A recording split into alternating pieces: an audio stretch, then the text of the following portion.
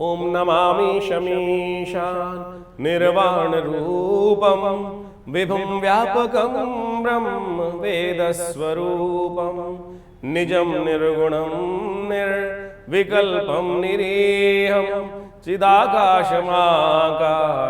वासम भजेहम। नमस्कार, स्वागत है आपका आचार्यवाणी में। मैं आचार्य विक्रमादित्य आपके साथ हूँ और आज का विषय हमारा है मंगल। धनु राशि वालों के लिए मंगल का जो परिवर्तन होने जा रहा है कैसा रहेगा। मंगल जो ग्रह हैं, नाम ही मंगल है। कहा गया ना, मंगलम भगवान विष्णु मंगलम गरुड़ध्वज। मंगल का मतलब है शुभ। मंगल का मतलब है जीवन में उत्थान का योग बनाने वाले, आगे बढ़ने का योग बनाने वाले, सब शुभ कार्य करने वाले मंगल ग्रह। आमतौर पर मंगल का नाम सुनते ही लोग कहते हैं मांगलिक है, बड़ा परेशान हो जाते हैं। ये भ्रांति है। मंगल का मतलब पुरुषार्थ है, मंगल का मतलब साहस है। मंगल वास्तविक तौर पे जीवन में सेनापति के तौर पे काम करते हैं कुंडली के अनुसार से। और ऐसे में मंगल ग्रह का इस वक्त योग चल रहा है, कन्या राशि में चल रहे हैं और मंगल अब होने जा रहे हैं अस्त। कई वर्षों बाद ऐसा योग बना है कि मंगल जब अस्त होंगे तो छोटे मोटे दिन के लिए, आमतौर पे जब अस्त होता है ग्रह कुछ दिन के लिए अस्त होता है, लेकिन इस बार मंगल का जो अस्त होना है वो बहुत लंबा है। वो करीब करीब 115 दिन, 4 महीने के आसपास के लिए मंगल अस्त होने जा रहे हैं। 24 सितंबर को मंगल अस्त होंगे और फिर 16 जनवरी को जाकर उदय होंगे। उस दौरान मंगल इस वक्त कन्या राशि में चल रहे हैं। कन्या से तुला, तुला से वृश्चिक, वृश्चिक से धनु, इतनी राशियों में प्रवेश करेंगे तब जाकर मंगल उदय होने के योग बनाएंगे। और लगातार सूर्य के साथ जिस प्रकार की मंगल की युति चल रही है वो विशेष तौर पर बहुत महत्वपूर्ण रहेगी। आपकी राशि के अनुसार से आपको समझ लेना चाहिए मंगल क्या कुछ करने वाले। देखिए धनु राशि वालों, मंगल आपकी राशि के कहाँ कहाँ के स्वामी हैं। मंगल आपकी राशि के अनुसार से पंचम भाव के स्वामी हैं। पंचम भाव बुद्धि का स्वभाव माना जाता है, संतान का भाव माना जाता है। पंचम भाव विद्या का भाव माना जाता है। पंचम भाव से समस्त प्रकार के कई प्रकार से और भी कई सुखों की गणना की जाती है। इसके अलावा पंचम के साथ साथ जो मंगल है आपकी राशि के अनुसार से यदि हम बात करें तो 12वें भाव के मालिक भी हैं। 12वां भाव कंफर्ट का भाव भी माना जाता है। वैसे तो जुर्माने का भाव भी माना जाता है, खर्चों का भाव भी माना जाता है, पेनल्टीज़ का भाव माना जाता है, मोक्ष का भाव माना जाता है। ऐसे में मंगल का आपकी राशि के अनुसार से यदि हम बात करें तो कहाँ चल रहे हैं मंगल इस वक्त। सूर्य के साथ मंगल दशम भाव में चल रहे हैं और दशम भाव में मंगल का जो अस्त होना दिखाई दे रहा है इस वक्त ग्रह गणना के अनुसार से 24 सितंबर से मंगल अस्त होने जा रहे हैं शाम को करीब करीब 5:30 पर। और ये लगातार कन्या राशि में जिस प्रकार चलेंगे और कन्या राशि से परिवर्तन करने का योग बनाएंगे 3 अक्टूबर को। अब मंगल क्या करने वाले हैं। मंगल देखिए बुद्धि के स्वामी हैं आपकी राशि के अनुसार। अब जब वो अस्त हो जाएंगे, सफलता भारे भाव में चल रहे हैं, तो जो परिपक्व काल चल रहा था, बिल्कुल काम बुद्धि के अनुसार से आप सफलता की तरफ ले जाने का योग बन रहा था, तब मंगल अस्त हो गए। 17 अंश के आसपास जब सूर्य के साथ योग बन जाता है मंगल का तो मंगल अस्त हो जाते हैं। अब ऐसे में मंगल के अस्त होने के कारण से, सूर्य के प्रभाव आने के कारण से आपकी सफलता में बाधा हो सकती है। बुद्धि यानी बिल्कुल कुछ ना कुछ ऐसा प्रभाव उत्पन्न कर दे कि कुछ रास्ता ही नहीं दिख रहा है। तो अब ऐसे में आपको मंगल को शक्ति देने की आवश्यकता है। देखिए अस्त होने के लिए कई बार लोग पता नहीं किस किस प्रकार से शब्दों का उच्चारण कर देते हैं। अभी हम कुछ दिन पहले कोई व्यक्ति बता रहे थे मंगल अंधे हो गए। अरे इस प्रकार से भाव ना रखें भाई। अस्त का मतलब क्या है, सूर्य के साथ जैसा आप ऐसा समझें कि सामने एक बड़ा बल्ब जलता है जब, तो आप जैसे दिन में आप घर में लाइट, दिवाली के आसपास अब लाइटें जलाते हैं, सब कुछ प्रकाश उत्पन्न करते हैं। रात्रि में तो खूब छोटी छोटी लाइटें बहुत अच्छी प्रकाश दे रही होती हैं, लेकिन जैसे ही सूर्य निकल के आता है तो उनका प्रकाश मंद पड़ जाता है। लेकिन वो प्रकाश तो है ना, प्रकाश है, वहीं विद्यमान है, प्रकाश वहीं है, उनका प्रभाव निष्क्रिय हो जाता है, उनका बहुत ज़्यादा प्रभाव नहीं रहता। तो अंधे नहीं हो रहे हैं, ग्रह अंधा थोड़ी हो जाएगा भाई। ये तो मूर्खता पूर्ण बात है कि कोई कहे ग्रह अंधा, मंगल अंधा हो गया। इस प्रकार का उच्चारण करना, मंगल है कौन पहले ये समझ लीजिए महाराज। इस प्रकार के जो लोग उल्टा सीधा बात बोलते हैं कि मंगल अंधा हो गया है, अरे मंगल महाराज विशेष तौर पर आप समझ लें मंगल क्या है। भगवान शिव के अंश से वीरभद्र है मंगल, वीरभद्र है मंगल।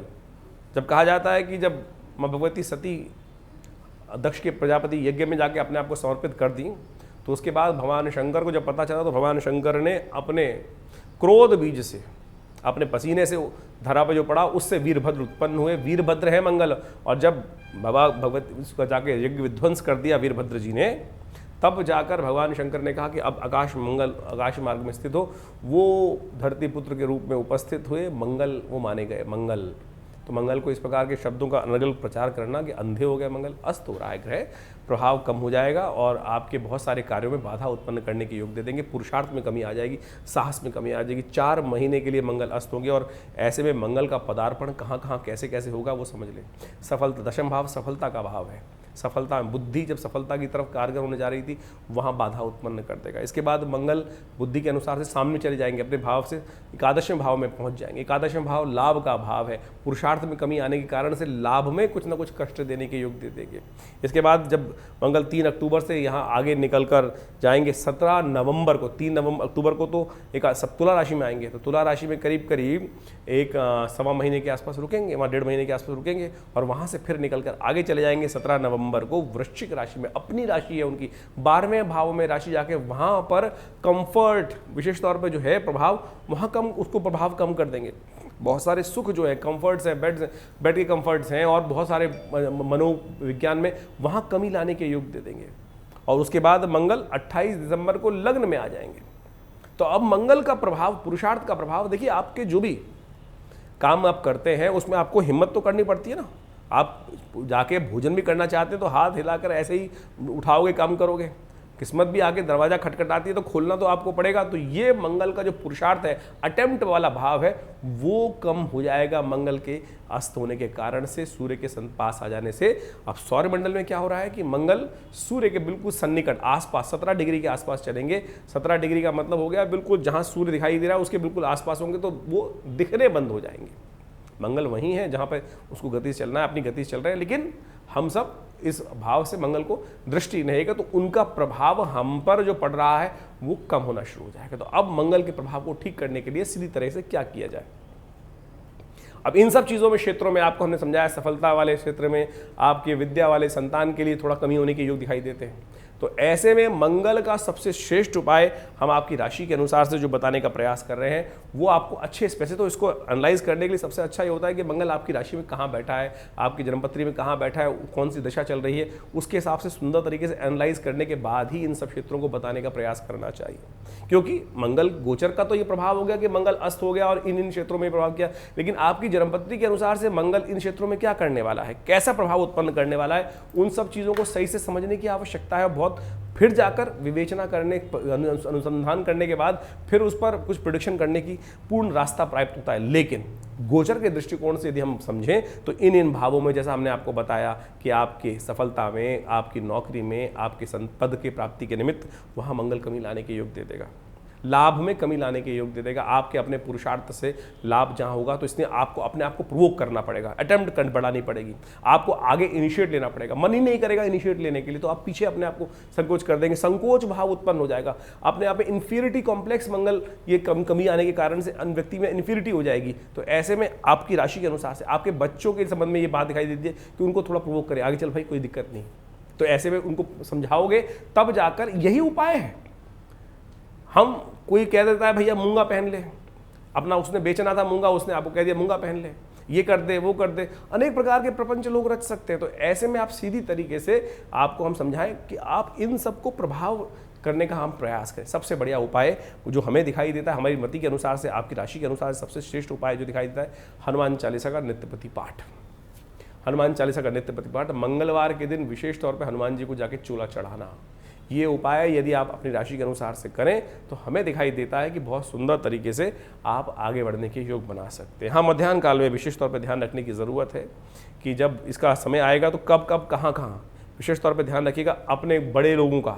जब मंगल विशेष तौर पर कुंभ राशि जो चल रहे होंगे, ये कन्या राशि में, और जो चलेंगे 3 अक्टूबर तक, आप विशेष तौर पर ध्यान रखें अपने पिताजी का, अपने गुरुजन का, अपने सम्मान का, बॉस के साथ कहीं कॉन्फ्लिक्ट ना पैदा हो, इस बात का ध्यान रखिएगा।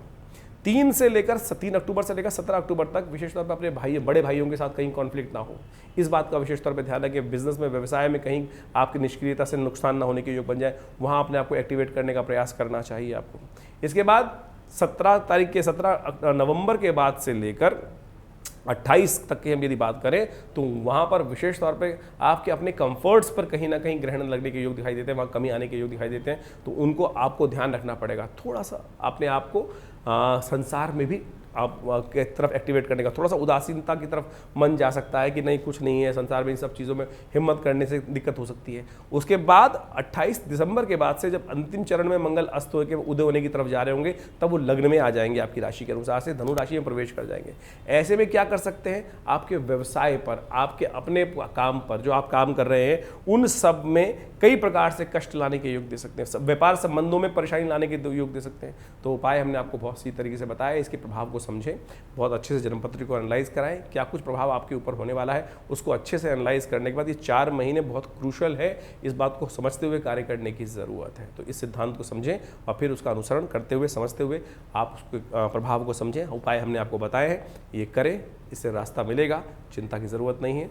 हमारा आश्रम दिल्ली में विवेकानंद योग आश्रम है, दिल्ली में बहुत बड़ा संस्थान है, पिछले करीब 70 सालों से कार्य कर रहा है। 1960 के दशक से ये आश्रम बना हुआ है। हमारे पिता आचार्य श्री केशव देव जी महाराज के सानिध्य में ये आश्रम स्टैब्लिश हुआ और यहाँ बहुत सारे समाज की सेवा के कार्य किए जाते हैं, बहुत सारे सेवा भाव रखे जाते हैं।